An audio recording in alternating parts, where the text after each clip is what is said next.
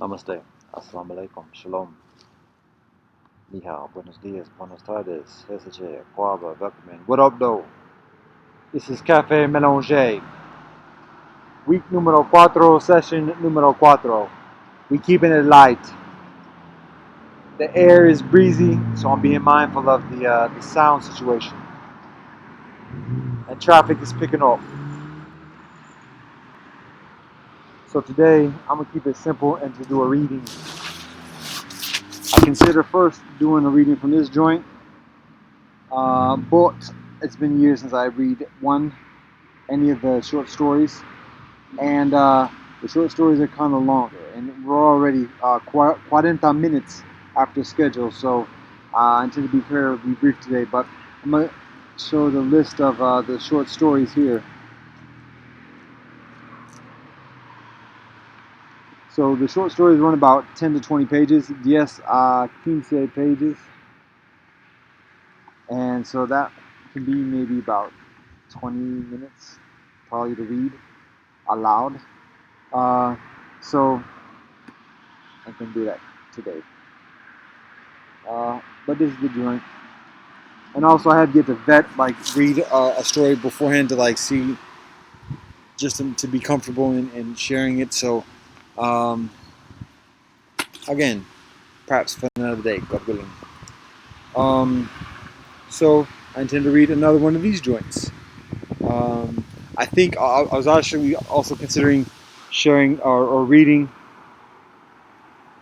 the intro to the mixed anthology, written by the author or the editor. But I think I've already read that before. So I abstain from doing that. And instead, I'm doing another one of these joints. I've done one before from a sister here originally from here, Cleveland Heights, 20 years ago. I already looked up the date before, but yeah, it's like 20 years ago.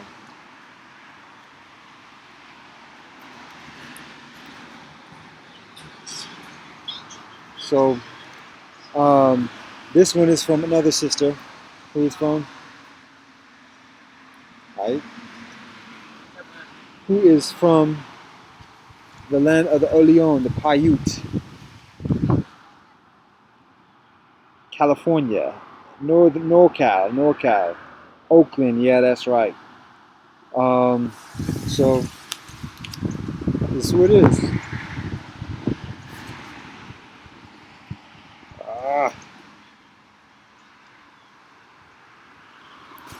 I can't see if that's legible or otherwise, but we'll see what works. Now, I skimmed through this, so I get to read the whole thing. So I intend to just read it as I read, and share it accordingly. Here we go. It is titled, I Don't Like People Making Assumptions About Me. And these are the words of Jennifer Ho, who at that moment is 24 years old, from Oakland, California. Her more is of European, American ancestry, English, French, Irish, and Scottish, and her far is of Chinese ancestry, Chinese American. Ha ha ha ha ha.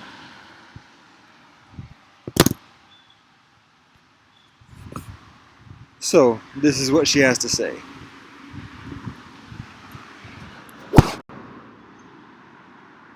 When I was growing up, there was always the question, what are you? Or, are you something? You look kind of exotic. I still get these questions all the time, but I also think a lot of people assume I'm white. It would have been very easy for me to pass as white and just have all white friends. Most of the people I came into contact with, in terms of my education and social activities, were white. In so many ways, I could have just locked myself into that and been white. But I didn't let that happen. It was always very important for me to have friends who weren't white, in addition to friends who were. I didn't truly understand that at the time. I didn't even do it consciously. I had so many friends who were not only minorities but who also had parents from foreign countries. They came from a different culture and yet were adapting to American life And somehow I just found it easier to relate to people like that. Looking back on my choices in life and the choices I made about friends, I just know that those were the people who I related to best. And I never encountered outright prejudice from people, but I always knew that there was something different about me. There were just these comments here and there. There were these things I experienced and knew about that they just didn't. I remember when I was 10 and I had this friend and we were in this Chinese restaurant. She'd come she'd come with me and my parents, and we were having dinner. And she said in a truly loud voice, "I think it's so sad Chinese people don't have eyelashes." I remember thinking, "What? How can you say that? I have eyelashes. My dad has eyelashes." But she hadn't ever looked closely enough. She hadn't been around Chinese or Asian people enough to recognize that they have eyelashes. They may be small, but they're there. She also didn't recognize she was talking to Chinese people. She didn't think of me that way. And I guess she thought my dad had been whitewashed by marrying my mom. When I went to college, I would meet people and hang out with them for long periods of time, and a lot of them wouldn't know that I was Asian. And when they found out, they would say, "Oh, this totally changes the way I think about you, and you're so much cooler and cooler and further interesting now." That was a shock. Why would why would finding out that I was part Asian change the way they thought about me? And why was I further interesting and cooler now? To have people just automatically make the assumption that I was white and to keep it for months and months after I had known them was truly disturbing to me. It's important for me to have people recognize that I am because what I am, because that's very much a part of who I am. And I don't like people making assumptions about me. Another reason it bothers me is because of some of the reactions I have had from people who have assumed that I'm white. I'd say, "No, I'm not white." And they'd be like, "You're not, but you are. These are white people," and they would say stuff to me like, "Why are you making such a big deal about it? Why do you care? You look white, so you're white." I've even had people say that I'm lucky that I can pass for white, that I should be grateful. I can sense that they're annoyed that I make a point over it, that I'm stubborn about saying, "Don't call me white," because I'm not. I think that it makes those people truly uncomfortable, and I think that they would just prefer that I let them think that I'm white. And that pisses me off a lot. It also makes me angry because they're very condescending about it. It's like, "Shut up and pass for white," as if it's a gift that they do this for me, like a privilege I have. That's truly offensive to me. Other minorities, especially Hispanics and blacks, notice it much further. They may not know what I am, but they'll ask me about it. They're just further sensitive to that kind of stuff, I guess. They look for it because it is further of an issue in their lives than it is in most white people's lives. I guess that's what annoys me most. People don't look closely enough. It's important for me to be recognized as what I am. Not white, not Asian.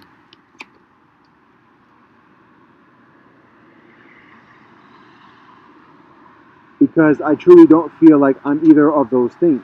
I'm mixed, which is something completely unique.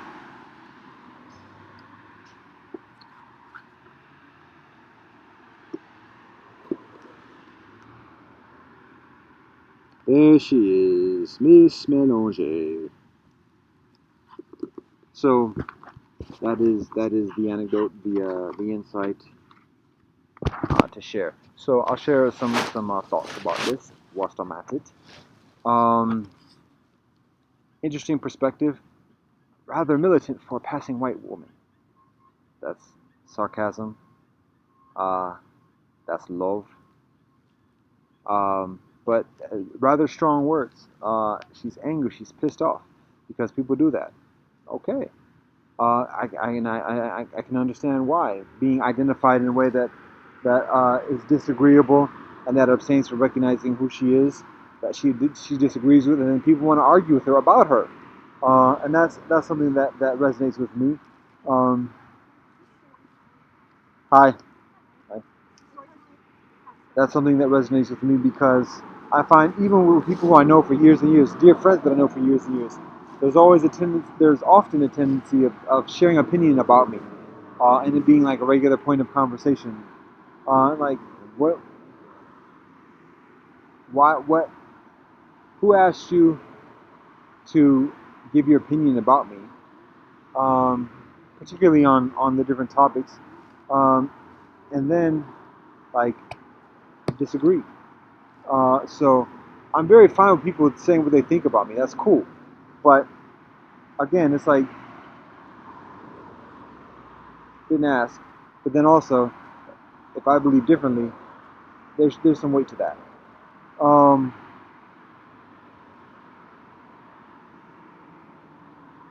I had this conversation, haha, just within the past week, um, and that's another story though. Um, Another thing that resonates with me is when she talks about relating with people from other countries.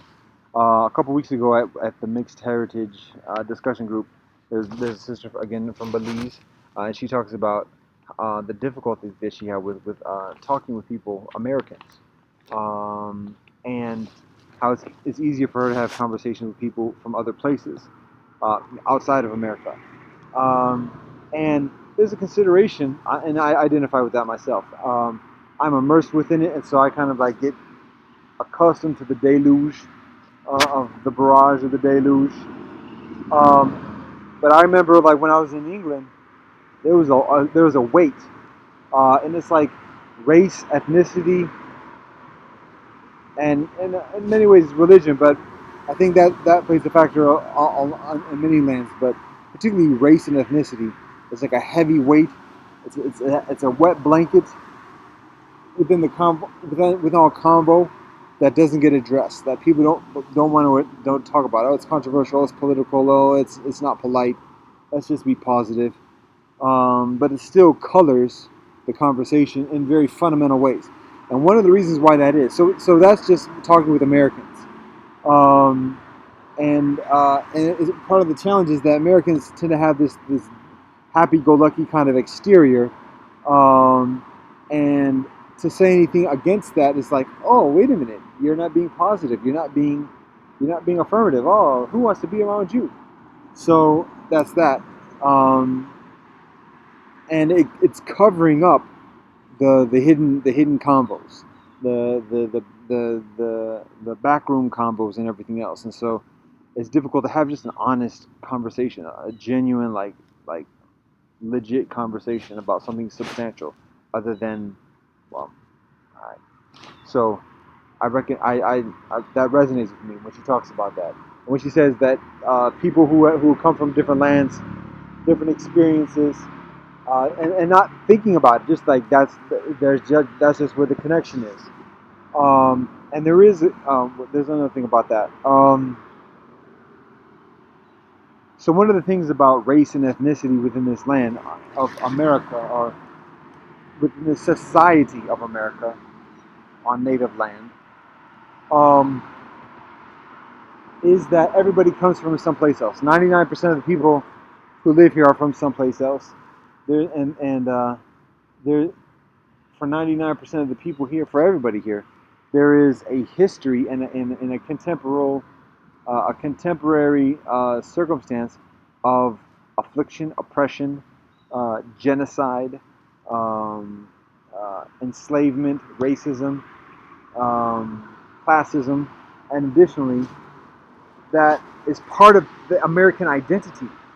Um, and it's the American identity is exactly rooted within that experience. It doesn't get any deeper than that. It doesn't, because America is a foreigner, and so it's like there's no redeeming. There's an absence of a redeeming thing. Uh, America has to get outside of itself in order to find redemption. And in the meanwhile, there's riches, there's comfort, there's privilege. Privilege is just oppression. Um, Another word for oppression. Um, but it's so comfy and cozy and indulgent and intoxicating to be American. Um, so why venture for that redemption? Why trudge through that and risk losing all the comfort and luxury and riches and privilege. I'm getting a little bit in that trope. So, but that's the thing about it though. That's what it is. Um, when we talk about land titles, land claims, and everything upon which all the trappings of privilege are predicated upon, it's affliction, it's oppression, it's genocide, um, it's murder, straight up. So it's unpleasant. But that's what the American identity is founded on, and people don't want to address that readily. So we just, oh, isn't this a nice thing? Isn't this a nice thing? Isn't this a nice thing? When we're talking about the trappings of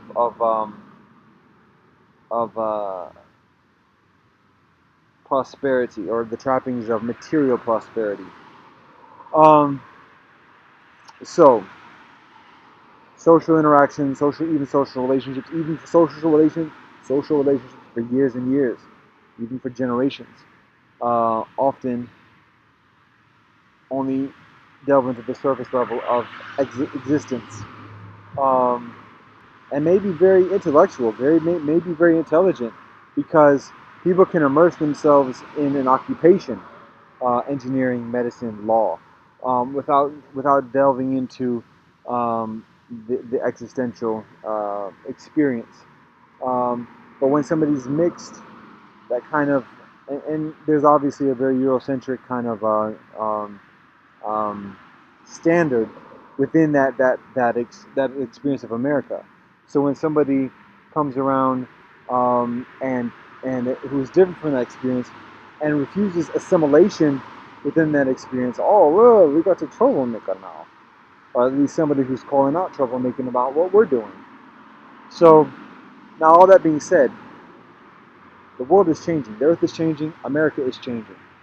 Um, The world is increasingly proximate. The earth is increasingly proximate with the American experience. Um, the playing field is increasingly level. That option of just assimilating within a Eurocentric standard of America is dwindling. It's becoming less of an option, because that it's myopic. It's a mental. There are mental barriers and obstructions that hinder, that handicap people in just being effective in dealing with the rest of the world. And after post World War II, and competing against other societies and other nations, yeah, it might have been very easy to just be America, America, America, love it or leave it.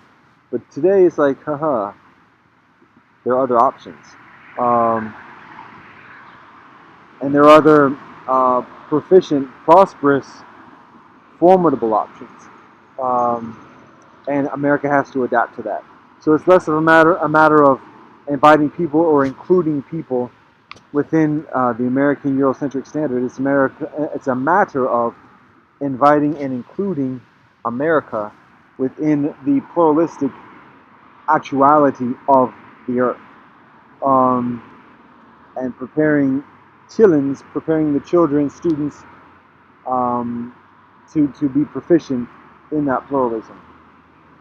So, it was supposed to be light today. Haha. There's the airy breeze. But that's what it is for today. So I'm gonna leave it at that. Namaste, assalamu alaikum, shalom, zaijen, adios, te jacaris, SMP na asamu wakil ufid. I love and peace.